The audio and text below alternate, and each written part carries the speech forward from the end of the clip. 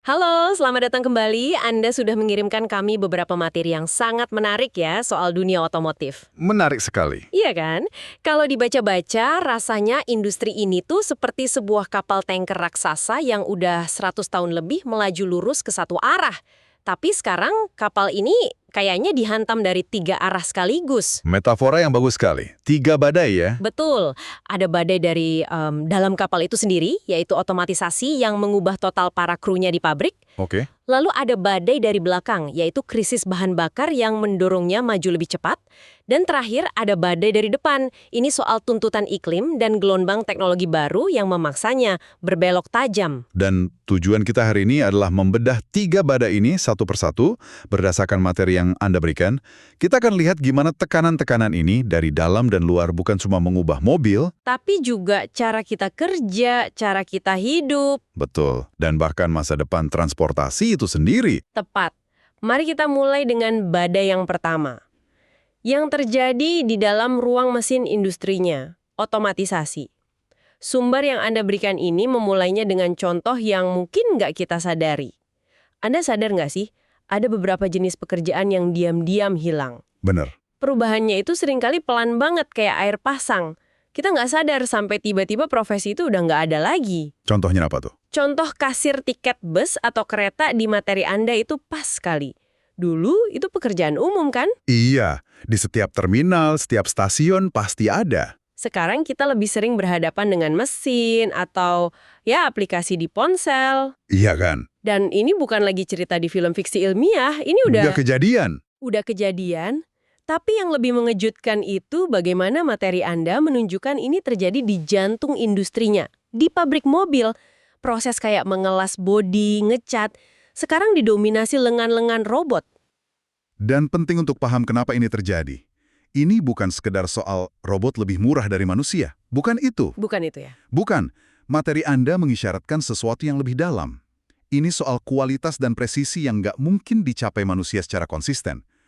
Robot pengelasan bisa bikin titik las yang sama persis ribuan kali, tanpa pernah lelah. Atau gemetar tangannya ya? Betul. Atau robot pengecatan yang bisa menyemprotkan lapisan cat dengan ketebalan mikron yang sempurna di setiap mobil. Jadi ini pergeseran nilai dari keahlian tangan manusia ke presisi mesin yang tanpa celah.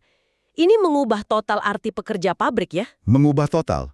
Dulu yang berharga itu tukang las yang tangannya paling stabil. Sekarang yang paling berharga mungkin orang yang bisa memprogram dan merawat robot-robot itu. Pergeseran dari skill fisik ke skill digital. Dan fenomena ini meluas keluar dari pabrik kan, seperti yang disinggung di materi Anda. Coba pikirkan layanan yang kita gunakan tiap hari. Ojek online, e-commerce, jasa kurir. Nah, itu dia. Meskipun masih ada manusia yang mengantar paket atau mengemudikan motor, tapi otaknya Otak di baliknya itu sistem, algoritma. tepat. Algoritma yang menentukan harga saat jam sibuk, yang memilih rute terpendek, yang nyambungin kita dengan pengemudi terdekat, itu semua otomatisasi proses. Dan itu skalanya masif. Jutaan pesanan tiap hari dikelola bukan oleh operator manusia, tapi oleh sistem cerdas. Jadi, badai dari dalam ini bukan cuma tentang robot di pabrik, tapi tentang algoritma yang menata ulang cara kerja di berbagai sektor. Perubahannya udah sangat fundamental. Oke, perubahan di dalam ini saja udah masif. Tapi yang lebih menarik dari materi Anda adalah bagaimana tekanan dari luar pabrik itu skalanya jauh lebih besar. Mari kita mulai dengan hal yang paling mendasar. Bahan bakar. Titik yang paling krusial. Karena tanpa energi, industri ini berhenti total. Dan materi Anda menyajikan angka yang, jujur saja, cukup bikin cemas. Angkanya benar-benar membuka mata. Untuk konteks Indonesia, sumber ini bilang produksi minyak nasional kita itu sekitar 700.000 barel per hari. Kedengarannya banyak ya? Kedengarannya banyak. Tapi ternyata kebutuhan kita itu 1,5 juta barel per hari. Wow, Artinya, setiap hari kita minus sekitar 800.000 barel. Kita butuh lebih dari 2 kali lipat dari yang bisa kita hasilkan. Bagaimana krisis bisa menjadi mesin inovasi yang paling kuat kan? gimana tuh maksudnya? Angka defisit sebesar itu kan sinyal bahaya ekonomi dan keamanan energi. Pemerintah dan industri jadi dipaksa lari cari alternatif, karena menggali minyak lebih banyak lagi udah bukan jawaban. Jadi ini seperti bom waktu ya. Makin banyak kendaraan, makin cepat sumbunya terbakar. Dan solusinya menurut materi ini lari ke energi baru terbarukan. Betul. Disebutkan ada target ambisius, mencapai 23% dari total bauran energi nasional di tahun 2025. Dan bagi industri otomotif, ini perintah yang jelas. Era mesin bakar internal harus segera berakhir. Mulailah era elektrifikasi.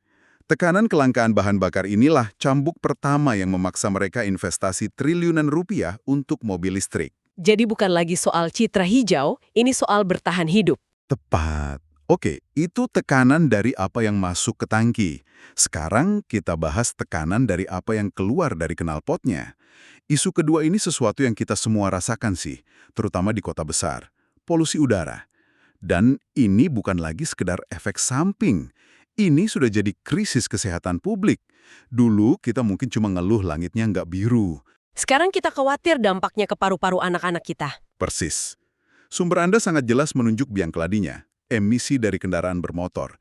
Diperparah lagi oleh kualitas bahan bakar yang kurang baik dan banyaknya kendaraan tua. Kombinasi maut. Dan skalanya bukan main-main.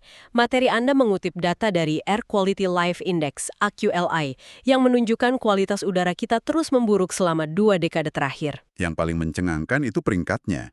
Indonesia ada di posisi ke-20 negara dengan kualitas udara terburuk di dunia. Peringkat ke-20 dunia itu terdengar abstrak. Tapi artinya apa sih secara nyata buat kita? Nah, itu dia pertanyaannya. Disitulah data ini jadi personal. Studi AQLI memperkirakan polusi udara level ini bisa memotong harapan hidup rata-rata penduduk di kota paling berpolusi seperti Jakarta hingga beberapa tahun. Wow! Jadi ini bukan lagi soal pemandangan berkabut. Ini krisis yang secara harfiah mencuri waktu hidup kita. Itu cara pandang yang benar-benar mengubah segalanya. Jadi sebagai respons, pemerintah mendorong 2 hal. Adopsi kendaraan ramah lingkungan. Lagi-lagi mobil listrik ya. Iya. Dan penggunaan transportasi massal. Ini upaya mengurangi jumlah sumber polusinya langsung di jalan. Ini menunjukkan solusinya harus datang dari 2 arah. Teknologinya harus lebih bersih, tapi perilaku kita juga harus berubah. Kita nggak bisa selesaikan masalah ini cuma dengan ganti semua mobil bensin jadi listrik. Perencanaan kota dan transportasi publik juga kunci. Betul. Jadi ini adalah cambuk kedua yang mendorong industri ke arah yang sama. Teknologi yang lebih bersih. Nah, setelah kita bahas 2 tekanan besar tadi, krisis energi dan krisis iklim, materi Anda membawa kita ke pendorong ketiga. Dan disinilah semuanya terasa sangat futuristik. Betul.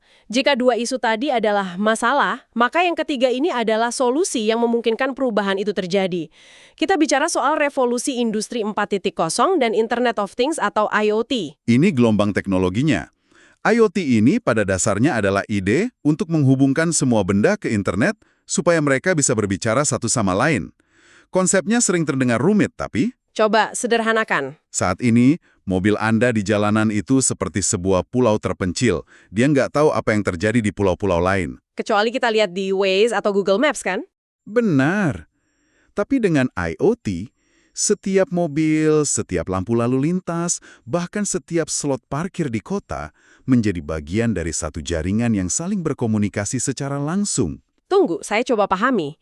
Jadi, kalau mobil saya bisa bicara dengan lampu lalu lintas, artinya mobil saya tahu 2 menit lagi lampu itu akan merah. Terus mobilnya bisa melambat otomatis. Begitu? Tepat seperti itu. Atau bayangkan mobil Anda dapat pesan langsung dari mobil lain 2 kilometer di depan yang bilang, hati-hati, saya baru saja ngerem mendadak karena ada lubang. Informasinya langsung dari mobil ke mobil, bukan lewat server pusat. Persis. Itulah level konektivitas yang sedang kita bicarakan. Itu gila sekali. Dan puncak dari teknologi ini, seperti yang digambarkan di materi Anda, adalah mobil tanpa supir atau mobil otonom. Ini bukan lagi alat transportasi, tapi gadget super canggih beroda 4. Benar. Dan disinilah semua titik yang kita bahas tadi akhirnya nyambung menjadi satu gambaran besar. Gimana nyambungnya?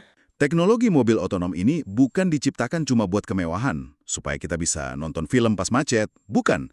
Ini adalah solusi pamungkas yang berpotensi menjawab 2 krisis yang kita bahas sebelumnya. Bagaimana koneksinya? Saya belum lihat. Pertama, hampir semua mobil otonom yang dikembangkan sekarang adalah mobil listrik. Oh ya, kenapa? Karena sistem komputer super canggih yang jadi otaknya itu butuh pasokan listrik yang sangat besar dan stabil. Itu jauh lebih mudah diintegrasikan dengan powertrain listrik daripada mesin bensin. Ah, masuk akal. Jadi, dengan mengejar mobil otonom, industri secara otomatis mempercepat adopsi mobil listrik. Itu langsung menjawab masalah kelangkaan bahan bakar dan emisi polusi. Satu batu untuk dua burung. Kensi. Mobil otonom yang terhubung dalam jaringan IoT bisa mengordinasikan lalu lintas dengan cara yang gak mungkin dilakukan manusia. Bayangkan satu konvoi panjang di tol, semua mobil jalan dengan kecepatan konstan, jaraknya presisi. Nggak ada lagi yang ngerem mendadak yang boros energi? Betul, mereka bisa bernegosiasi di persimpangan tanpa perlu lampu merah. Ini akan mengurangi konsumsi energi secara drastis dan bisa mengurai kemacetan. Jadi, industri 4.0 nggak hanya mengubah mobilnya, tapi seluruh ekosistem transportasi. Jadi kalau kita rangkum dari materi yang Anda kirimkan, gambaran besarnya sangat jelas ya. Industri otomotif benar-benar di persimpangan jalan. Dihantam dari dalam oleh otomatisasi, Yang mengubah definisi pekerjaan. dan dihantam dari luar oleh krisis energi dan iklim yang memaksanya meninggalkan teknologi yang sudah diandalkan 100 tahun. Persis. Ini momen berubah atau mati bagi mereka. Krisis energi memaksa mereka beralih dari bensin. Krisis iklim menuntut mereka jadi nol emisi. Dan untungnya, ada revolusi teknologi yang menyediakan perangkatnya. Benar. Revolusi Industri 4.0 dan IoT menyediakan perangkat untuk melakukan lompatan itu. Melalui elektrifikasi, konektivitas, dan otonomi. Sebuah transformasi total, dari cara mobil dibuat, sumber tenaganya, sampai nanti cara mobil itu beroperasi tanpa perlu kita kemudikan. Betul. Dan ini membawa kita ke sebuah penutup. Materi Anda kan berhenti pada titik di mana perusahaan raksasa sedang berlomba-lomba menyempurnakan teknologi mobil otonom ini. Iya, benar. Ini memunculkan satu pertanyaan penutup yang sangat penting untuk kita renungkan. Apa itu? Jika pekerjaan di lini perakitan pabrik perlahan digantikan oleh robot dan pekerjaan mengemudi, baik itu sopir taksi, truk, atau kurir, dalam 1 atau 2 dekade ke depan berpotensi besar digantikan oleh mobil itu sendiri. Iya. Maka pertanyaan untuk kita semua adalah, keterampilan apa yang paling berharga yang perlu kita siapkan untuk masa depan, di mana dunia transportasi sepenuhnya terhubung dan otonom, di mana peran baru manusia dalam ekosistem yang serba cerdas ini? Itu adalah pertanyaan besar yang belum terjawab.